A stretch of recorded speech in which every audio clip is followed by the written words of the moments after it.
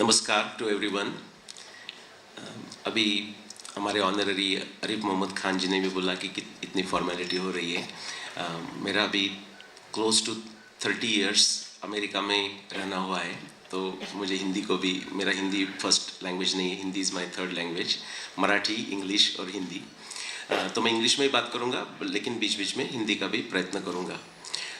तो जब फॉर्मेलिटी होती है तो मेरे लिए वो बहुत स्टीफ हो जाता है। तो अभी मेरा जो ट्रिप चल रहा है 1 महीने का पूरा इंडिया में, मैं close to 20 cities I am going around in 6 states, and every place I tell them please keep my time sitting on the dais to a minimum, otherwise it makes me stiff. मैं मेरा subject भूल जाता हूँ। आरिफ मोहम्मद खान साहब जी ने ये request की है, एक्चुअली मुझे 5 मिनट मेरा समय था। उन्होंने ये रिक्वेस्ट की है कि 2 सत्र होने वाले आज, एक रामायण पे होगा, एक महाभारत पे होगा बाद में। तो गवर्नर साहब नहीं रहेंगे, तो उन्होंने बोला एक संक्षिप्त में उनको एक मैं परिचय दूं मेरे काम का, तो मैं एक 15 मिनट लूँगा। उन्होंने ही मुझे परमिशन दी है। तो एक जो लोग आफ्टरनून सत्र के लिए यहाँ नहीं रह सकेंगे, उनके लिए भी एक थोड़ा सा इंट्रोडक्शन हो जाएगा। उज्जैन में महाकाल है, आप बहुत लोग गए होंगे। तो हम जब ब्रह्मा विष्णु महेश बोलते हैं ना, तो वो हमारे रूपक है, आप उसमें मेटाफोर के करके भी ले सकते हैं। तो जब शिव काल हो गए तो विष्णु स्पेस हो जाते हैं और ब्रह्मा उसमें प्रकृति निर्माण करते हैं। तो महाकाल तो अनंत है, इन्फिनिटी से इन्फिनिटी जाने वाला है। लेकिन जब उसमें हमारा जो संस्कृति, जो सिविलाइजेशन का जो परिचय होता है, उसको हम खंड काल बोलते हैं। और आप सिर्फ एक चीज याद में रखना चाहते हो तो ये मैं बोलूँगा आपको। अभी आप समझ लो भारत के बाहर चले गए और भारत से कोई यहाँ आया और उनको आपको पूछता है, अच्छा ये जो आपकी संस्कृति है वो कितनी पुरानी है, तो आप क्या उत्तर देंगे? कोई 1-2 लोग बोल सकते हैं। एक स्टैंडर्ड आंसर है हमारा, कितना साल पुरानी? कौन सा? नहीं, सत्ययुग तक नहीं जाओ अभी। सनातन तो टाइम नहीं है ना, वो 5000 साल ये आप सब लोग बोलोगे आमतौर से। हाँ, 5000 एक ऐसा ना नंबर है, मैं उसको क्या बोलता हूँ पता है? ये 5000 जो हम नंबर बोलते हैं ना, कोई बुराई नहीं है उसमें, ये सबसे ना वेरी लेजी और तामसिक नंबर है। क्योंकि आप किसी को ही पूछेगा अच्छा 5000 कहाँ से, तो अभी थोड़ा हम उत्तर दे देते इंडस वैली सिविलाइजेशन। तो मेरा संक्षिप्त में सबसे बड़ा एक स्टेटमेंट जो संस्कृति के बारे में बोलूँगा कि जो मेरा एक 25 to 25 to 30 ईयर्स का जो मेरा रिसर्च है, based on that what I have asserted means it is backed by evidence, and backed by evidence from more than dozen plus different scientific disciplines, and I'll mention some of them. You can confidently, every Indian can confidently say that based on evidence we can say that our civilization is at least 24,000 years old. Okay, धन्यवाद। अभी आपने तालियां बजाया तो आपकी responsibility और बढ़ गई। अभी आपको मेरे बुक्स या मेरे वीडियो देखने पड़ेंगे और ये फाइंड आउट करना पड़ेगा कि ये 24,000 कैसा आ गया, क्योंकि सिर्फ ताली बजा के नहीं चलेगा। ओके, स्वाध्याय प्रवचनेच, सेल्फ स्टडीज इंपॉर्टेंट और डिटेल स्टडीज इंपॉर्टेंट। मैं क्विकली महाभारत का समरी आपको बोलता हूँ। एक छोटा सा महाभारत का एक साक्ष्य, महाभारत टेक्स्ट की साक्ष्य से मेरा जर्नी चालू हुआ 1995 में। तो मैं मास्टर स्टूडेंट था कनाडा में। मेरा बैकग्राउंड है chemical engineering, bachelors masters executive MBA। तो एक श्लोक मैं पढ़ा, उसमें ऐसा ही देख रहा था। वो श्लोक है, या चैषा विस्तृता राजस त्रैलोक्ये साधु सम्मता अरुंधति तयापेश वशिष्ठ पृष्ठतः कृत। व्यासदेव महाभारत युद्ध चालू होने के एक दिन पहले धृतराष्ट्र को ये बोल रहे हैं कि जो आकाश में जो अरुंधति है, सप्तर्षि के जो 7 तारे हैं, उसमें एक वशिष्ठ का तारा है और एक अरुंधति का तारा है। वो बोल रहे हैं कि अभी मीन्स महाभारत के समय ये जो अरुंधति है वो वशिष्ठ से आगे चलती हुई दिखाई देती है। अभी उसमें क्या विशेषता, इसमें क्या है? इसमें विशेषता ये है कि आज हम जाके आकाश में देखें नाइट में, तो वशिष्ठ आगे चलते हुए दिखते हैं। चलते हुए मीनिंग वो नॉर्थ ईस्ट में आएंगे और उत्तर ध्रुव के ऐसा जाके नीचे जाएंगे, लेकिन उसमें वशिष्ठ आगे है, अरुंधति पीछे है। जब मैंने ये पढ़ा, मुझे थोड़ा एस्ट्रोनॉमी का ज्ञान था, तो मैंने सोचा ये वीकेंड पे मैं ये काम कर लूँगा, वीकेंड में मैं ये प्रॉब्लम सॉल्व कर दूंगा। मैं बहुत नाइव था, मुझे वही एक श्लोक का साइंटिफिक ढंग से तात्पर्य निकालने के लिए 15 साल लगे। 1994 से चालू करके 2009 तक तो सिर्फ वही करते नहीं बैठा था, सब काम वगैरह तो कर रहा था। 2009 में जब मैंने ये दिखा दिया, और ये सबसे इम्पोर्टेंट बात है कि पूरा हम लास्ट पीछे कितना भी लंबा चले जाए, लेकिन सिंप्लिसिटी के लिए मैं बोल रहा हूँ चलो 2 लाख 3 लाख 5 लाख 10 लाख जितना आपको पीछे जाना है चले जाइए। एक ऐसा समय है, सिर्फ एक ही समय है 11,091 BC से लेके, जो कि समझ लो 13,000 साल पहले से, टू 4508 BCE मीनिंग 6,500 ईयर तक। तो बीच में का एक 6,000 ईयर्स का ये समय है। यही एक ऐसा समय है पृथ्वी के हिस्ट्री में कि जब आपको अरुंधति वशिष्ठ के आगे चलते हुए दिखेगी। नाउ हमें तर्कशास्त्र, तंत्र युक्ति और विज्ञान बुद्धि सबको एकत्र लाना है। तो महाभारत में बोला है अरुंधति आगे चल रही है महाभारत के समय। हमारा जो आजकल का जो प्रगत खगोल शास्त्र है, मॉडर्न एस्ट्रोनॉमी और इंडियन एस्ट्रोनॉमी, दोनों ये दिखाते हैं कि ये जो समय है वो एक 6,000 साल का समय 6,500 ईयर्स के पहले का है। इसका मतलब क्या हुआ?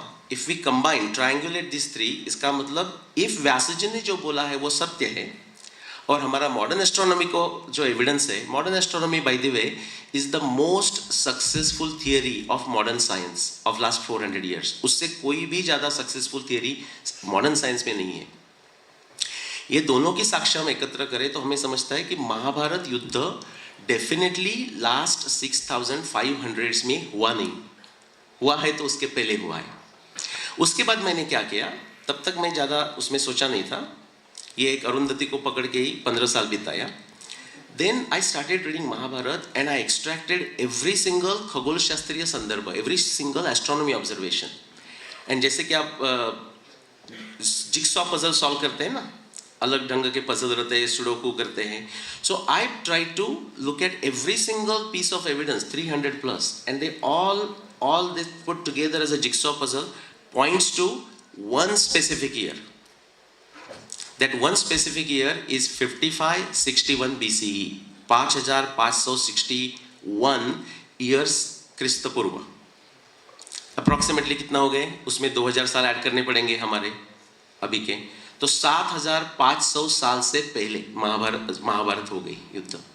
हम एकदम खातरी पूर्वक वैज्ञानिक ढंग से बता सकते हैं। उसके बाद लोगों ने मुझे चला अभी रामायण पे भी कुछ करो, तो रामायण पे मैं तब संशोधन पहले ही पैरेलल में चालू किया था।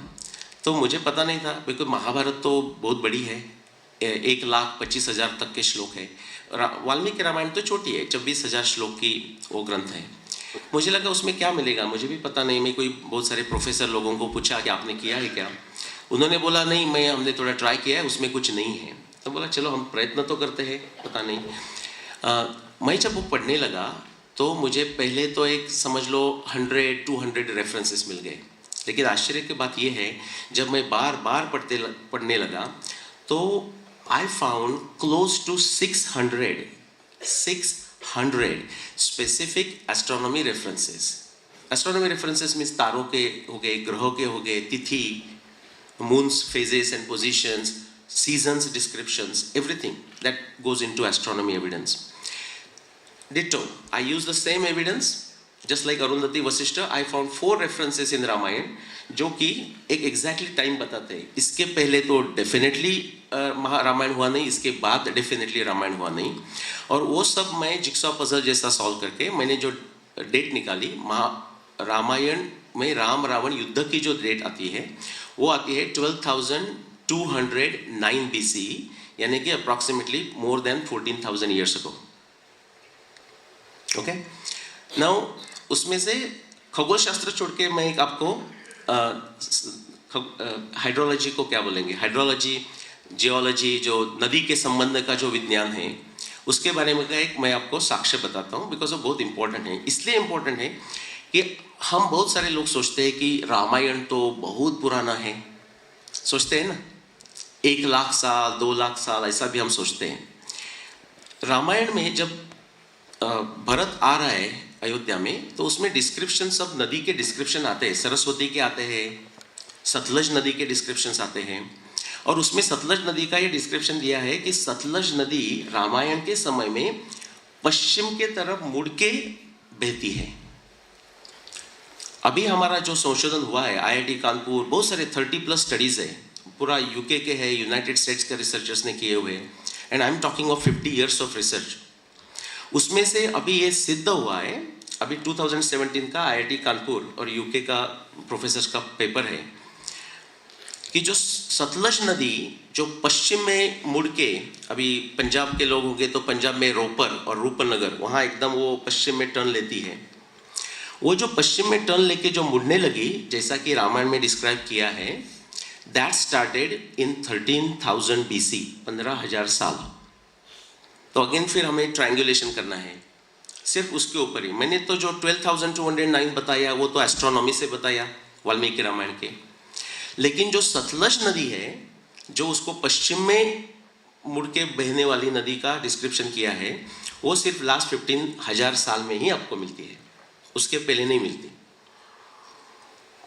उसके पहले वो स्ट्रेट नीचे आके सरस्वती को मिलती थी, और सरस्वती इतनी बड़ी थी, अभी जो आप स्टडी देखोगे तो आपको पता चलेगा, सब जगह नहीं, कोई कोई जगह सरस्वती का जो पात्र है वो 22 किलोमीटर।